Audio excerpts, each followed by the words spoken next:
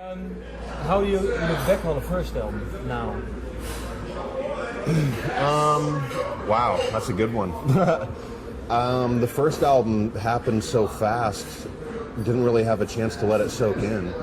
You know, we cut our tour cycle short so that we could go back to do the Subliminal Verses album with Slipknot. So, shut up!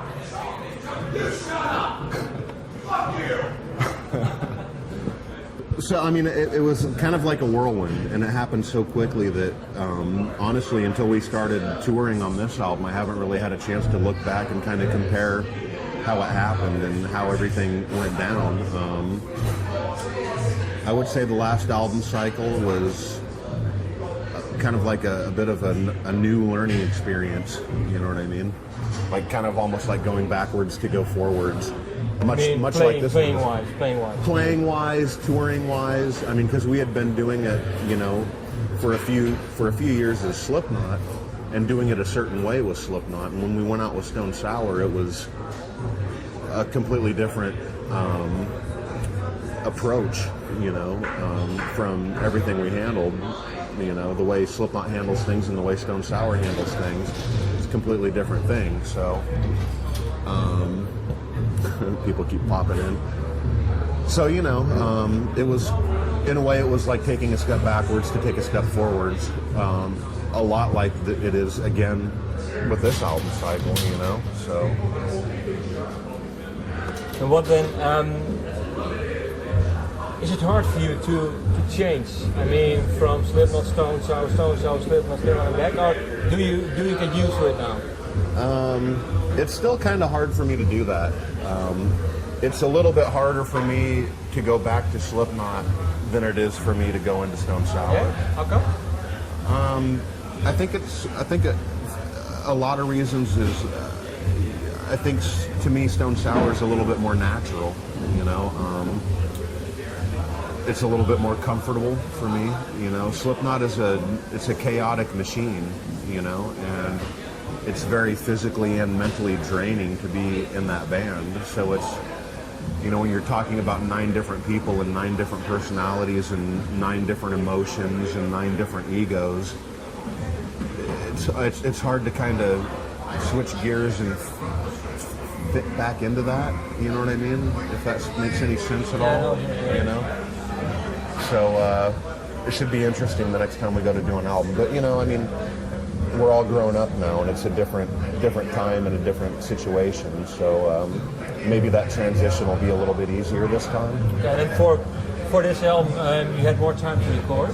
Yeah, but still not enough. No, why? What do you mean? You never have enough time. You know, in a way, I think it might be somewhat similar to, you know, to a painting. You know, when's it ever going to be done? Is it done? You never know if it's going to be done. You know, when I listen to the finished product of this album, I still think that there's some things that we could have spent a little more time on. Name me one.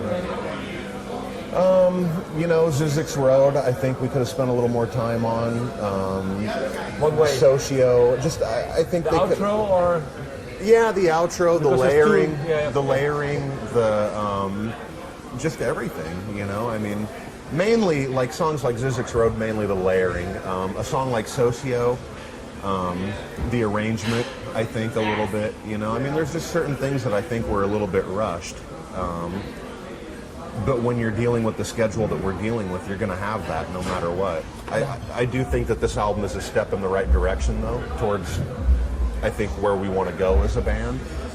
Which is, for you? I don't know. Huh?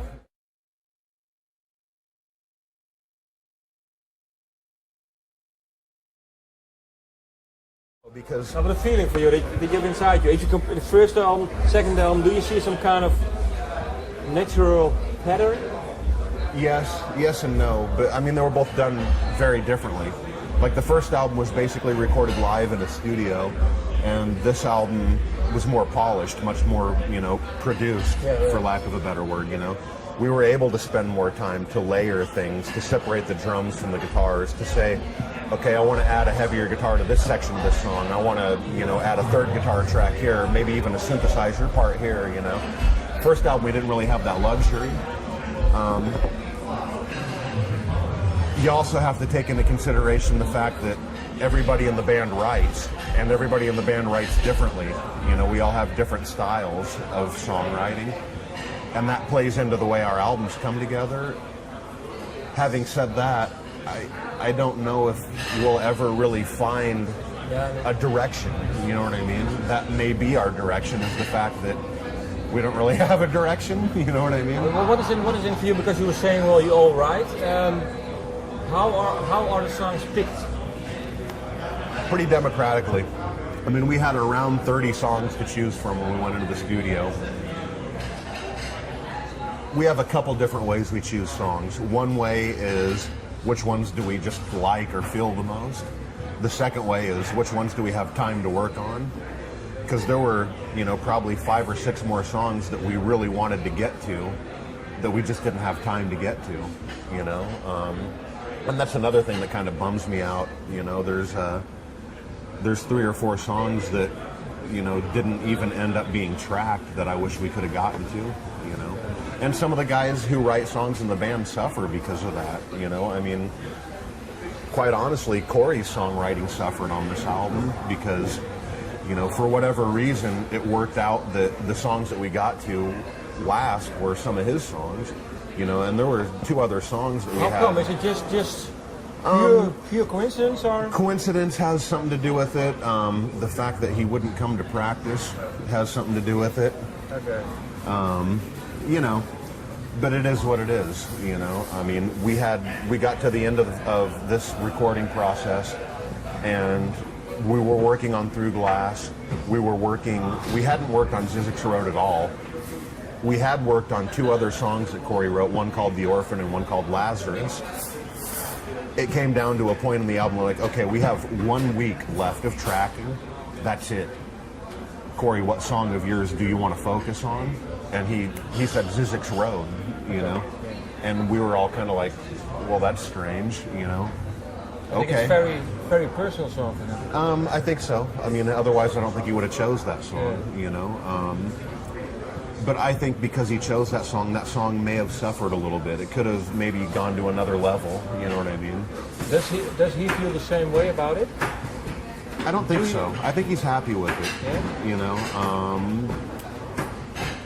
I'm happy with it too. I think it's a great song, but I think it could have grown, you know what I mean? And I feel the same way about, you know, like Socio, Silly World, you know, I mean, Your God. There's a few songs on there that I think, because of our time restrictions, tend to suffer a little bit, you know. But did you have the same time restrictions on the first album? And did the songs grow then while touring? A lot more. And they do. They do. You know, they do grow when you're touring. You know, things happen when you're playing them live, and you know, you're kind of like, fuck. You know, I just came up with this great melody line for this section of this song. I wish I could have came up with that, you know, 6 months ago when we were in the studio. You know.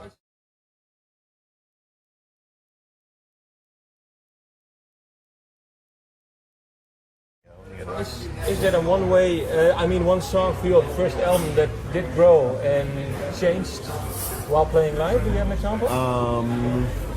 Cold Reader did a little bit. It kind of grew a little bit.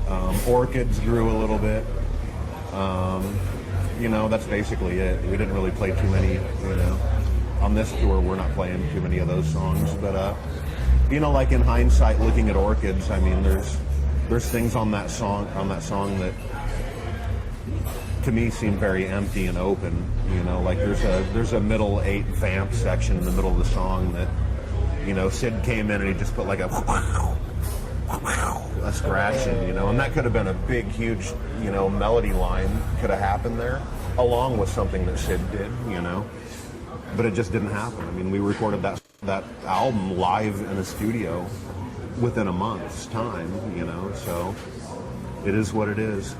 And do you talk about the lyrics? Do you talk about them? I mean, no, because Corey. Now Stone Sour, and then Corey writes all the lyrics. He's very poetic, and we kind of leave that to him, which is fine with me because he, in my opinion, he's a brilliant writer, and he tends to write a lot in metaphors. Yeah. So no matter what he's singing about, whoever's listening to it can get whatever meaning they think he's coming from out of it, in most cases. And I tend to like, some of the meanings that I get out of his songs a little bit more than maybe where he's coming from, but it's open to interpretation, and I think that's a good thing. But is there one for you of this album that you have, well, your own interpretation and you don't know what he's... Well, no, not really, because I mean we had enough time that we could really study Corey's lyrics, and I think pretty much every song we know where he's coming from on all of them. Cardiff is a little bit maybe one of the ones that I don't really know where he's coming from on that one, so I'm kind of leaving that one up to my own interpretations of where he's coming from with that tune. And then, because I was asking it because I think the title song, I think it's pretty obvious. That's the exception to the rule. I was leaving that song out of it, but that's one song where there's no metaphors there. That's straightforward, and that's one of the first songs I've heard Corey write that's just out there. But is it then for you, as a band, do you talk about it? Because it's a political song about Bush. Do you talk about it even? We talked about it when he first said that he wanted to change, because that song evolved dramatically during the recording process. That song had different lyrics, had a different vocal melody, had different drums and everything. And when he rewrote the lyrics to it, and he said what he wanted to do with it, I was like, well, careful with that door that you're about ready to open, because we're not really a political band. We've never really been the type of band to make statements such as that, but I think that it's just become so fucking ridiculous what this guy is doing that it has to be said one way or another, and not in a metaphorical sense, in a very straightforward fuck you sort of way. Now, as far as talking about that song, I was more concerned with the actual melody rather than the lyrics. Because in my opinion, I liked the original vocal melody better than the melody that he has now. And that's completely different from the lyrical content. But maybe that was part of me just being married to the demo. You have a demo and you listen to it for so long that it becomes second nature when you're hearing it. Sometimes it's hard to let go of that and accept the change, you know what I mean? And what was the change then? Was it in the chorus or in the...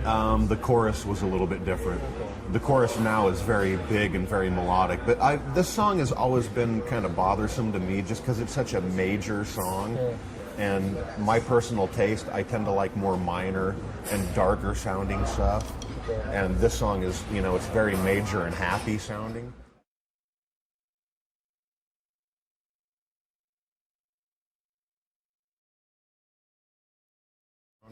Well, then pick one. What you think is more one of your favorites? The minor you were saying. Like Cardiff. I like just the moodiness of that song. The atmosphere of it's a lot more dark and kind of dreary sounding. I don't know why I like that type of stuff. I mean, Socio also. I like Socio, and that's kind of an upbeat, kind of poppy type of thing. Hell and Consequences, but everything on the album is pretty minor, you know what I mean? Even if it is driving, but even the heavy songs are very melodic, like 30-31-50 is a pretty heavy song, but it's got a really melodic chorus line to it, so. And then, the single, I think the first single is Through Glass. Glass. How you choose it? I mean, with the five of you. Well, that song was raise hands, or sort of. But that song, when it was in its demo form, we basically knew, this song has the hook. It's catchy. You're finding yourself singing it. This will be a single.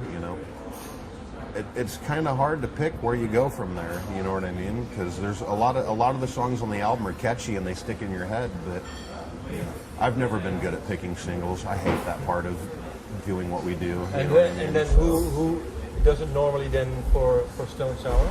We all do it. We all do it, you know what I mean? But it's kind of like we're in a room and we kind of do a vote thing, and I'll kind of just watch and I'll see where people are going, and then I'll be, okay, I'm with him. You know what I mean? Type of thing. I'll take the chicken shit way out, I guess. You know? And so now this one was everyone's favorite song. Or is there one or two people who... I don't know if it's everybody's favorite song, but we No, but I definitely mean, all knew that. yeah, we all first knew single. that. Okay, it's a no-brainer. You know, Yeah. even if it's not, you know, anybody in the band's particular favorite song, we I all want to be knew the best pick for a second. as Yeah, well. you know, it just seemed to make sense. You know, honestly, 30-31-50 was everybody's first choice for a single to come out, but a song that's as heavy as 30-31-50 isn't. I don't think is going to have the impact that a song that Through Glass is going to have.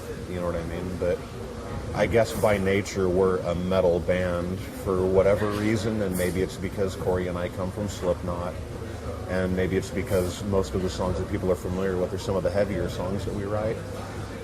But I mean, we write all kinds of different songs. No, but I mean the track that is most well known from the first album is Bother. Bother, yeah. It's Yeah. even But even that's a very dark song. Yeah, you know okay. what I mean? It's a very minor, kind of moody tune. You know, and Through Glass, I think, is it's dark in its own way, but I think it's a little bit maybe happier in a way, even though the lyrics aren't necessarily that happy. You know. well.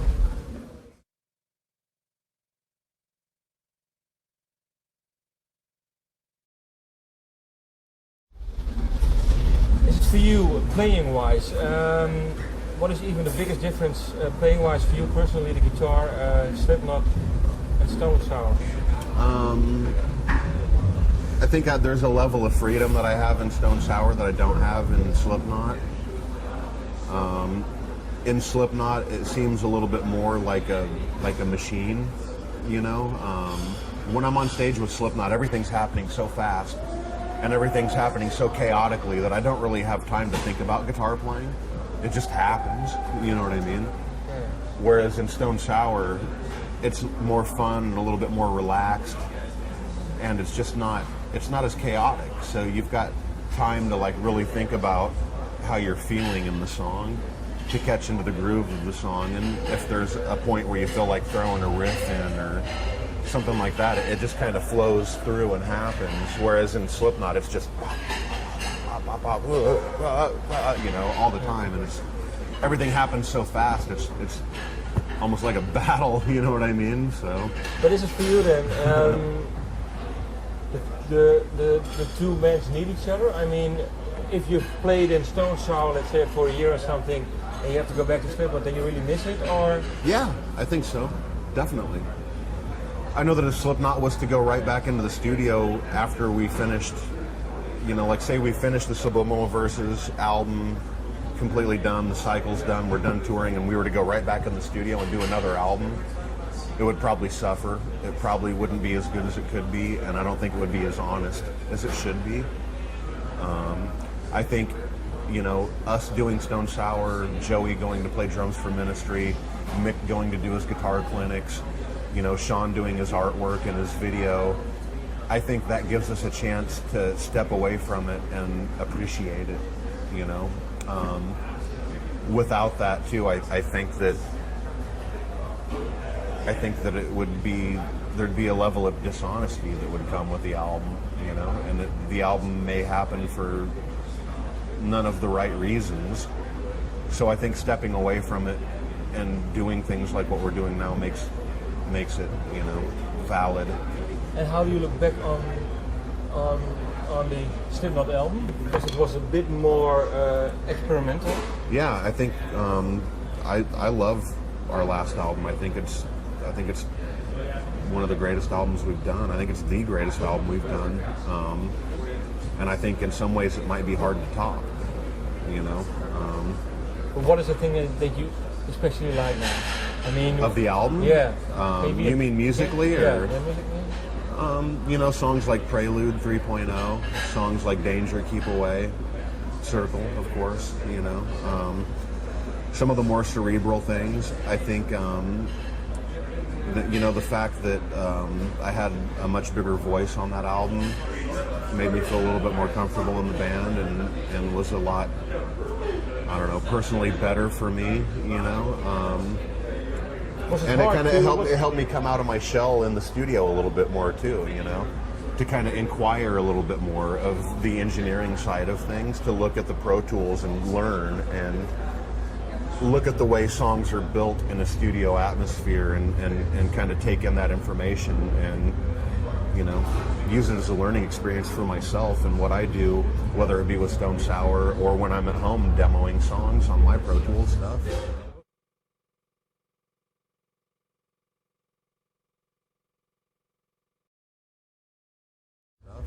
Was it hard then for you for the last Slipknot album? Because you were saying you got more, more essay on the album. Was it hard to get that freedom? Did you have to fight for it? No, Or- not at all.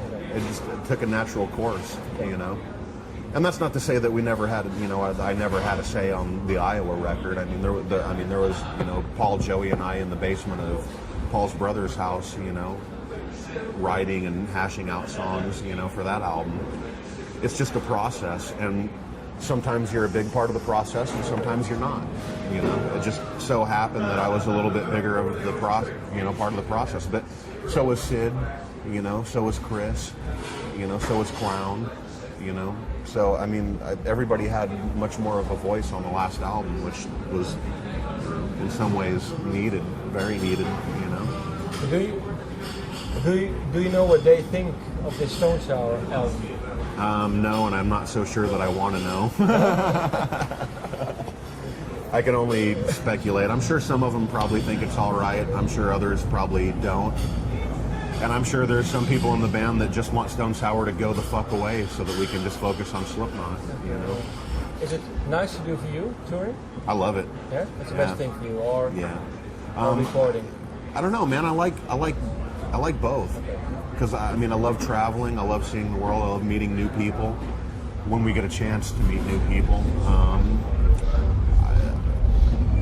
you know, the last 8 years of my life has been spent on a tour bus or on an airplane, you know, or in a studio. So that's kind of like, it's become second nature to me, and that's normal for me Yes, now. no, so you don't dislike it? Because No. sometimes people say, well, I've had enough now, and it's... Yeah, I mean, there's times where I want to take a break, and you know, I've kind of lost a little bit of myself, you know what I mean, in doing this, just because it's lonely and it's isolating being on the road and touring.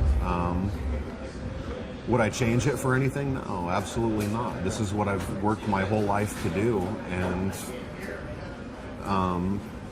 the rewards are way more than any of the disadvantages or any of the negative that comes out of it.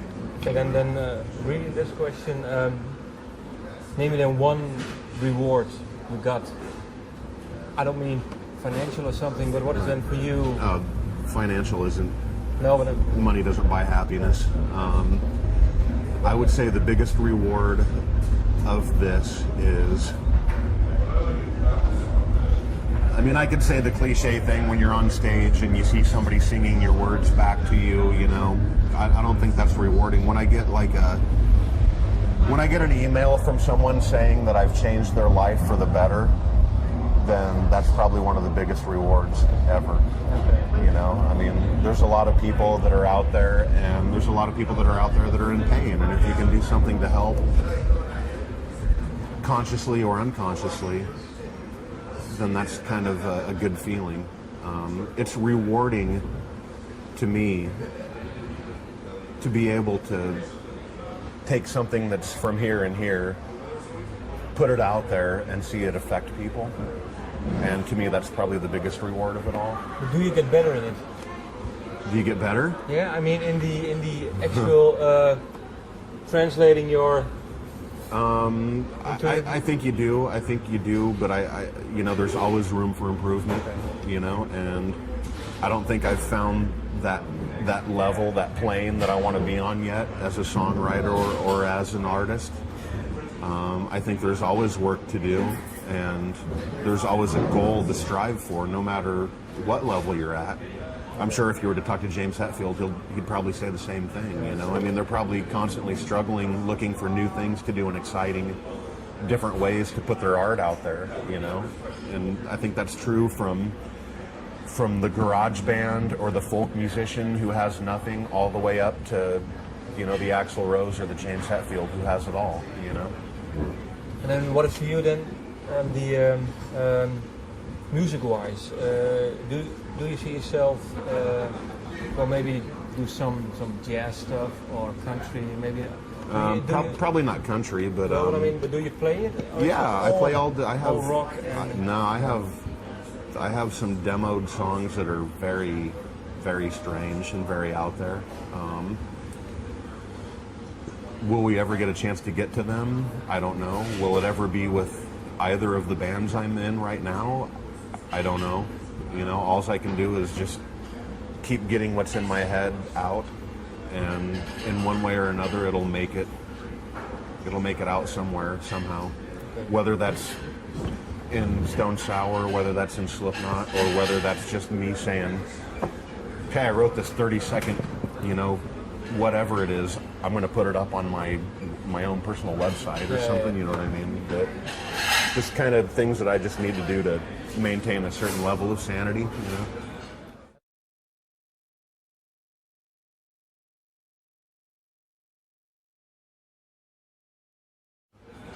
And what is then? Well, my really last question. The Slipknot, Slipknot Stone Sour.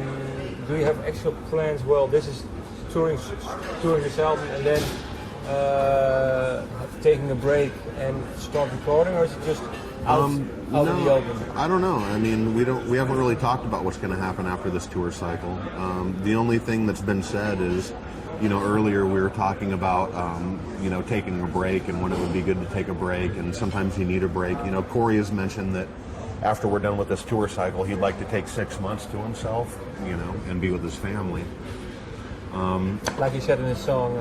Yeah, you know, and maybe that's where I can maybe try to find myself a little bit more, at least who I am now, you know. Because I know since I climbed on a tour bus in 1999 to this point, I think I'm quite a different person from what I was then. And you can't go through all of this, I don't care who you are, and it not affect you in one way or another. Do you have a home?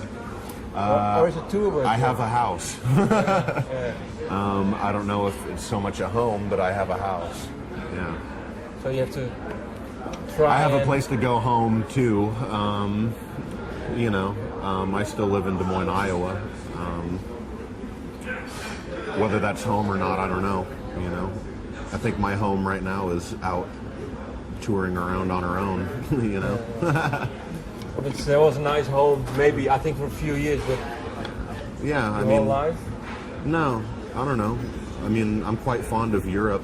You know, maybe someday I'll have the time to carve out a little niche for myself here. You know, flee America like a rat from a sinking ship, and then go to what country maybe? Oh, I don't know, Spain, maybe Italy, maybe Sweden, maybe, you know, I don't know. Maybe during that 6 months that Corey's taking a break, maybe I'll just kind of grab a backpack and spend some time going around Europe and finding a place that feels comfortable. Yeah. So you're not gonna, well, there will be a new Slipknot album, I heard. I'm sure there will, yeah. I don't know because, when. I mean, after the second album, people, well, there was a little bit in doubt if there would be a third one. Yeah. I heard now there will be a fourth one.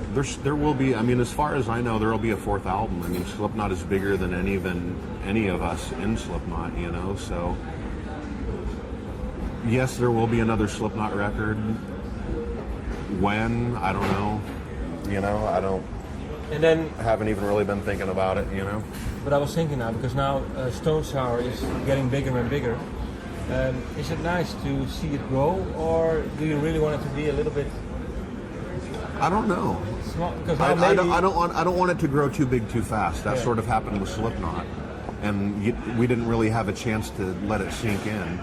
You know, it was like 1 minute we were a band that was opening up for all these bands, and we were wearing orange coveralls, and then before I knew it, we were, you know, designing new masks and a big, huge stage set, and, you know, we're playing our own shows for 10,000 people, and it happened so quick. I didn't have a chance to really let it sink in, and I still don't really.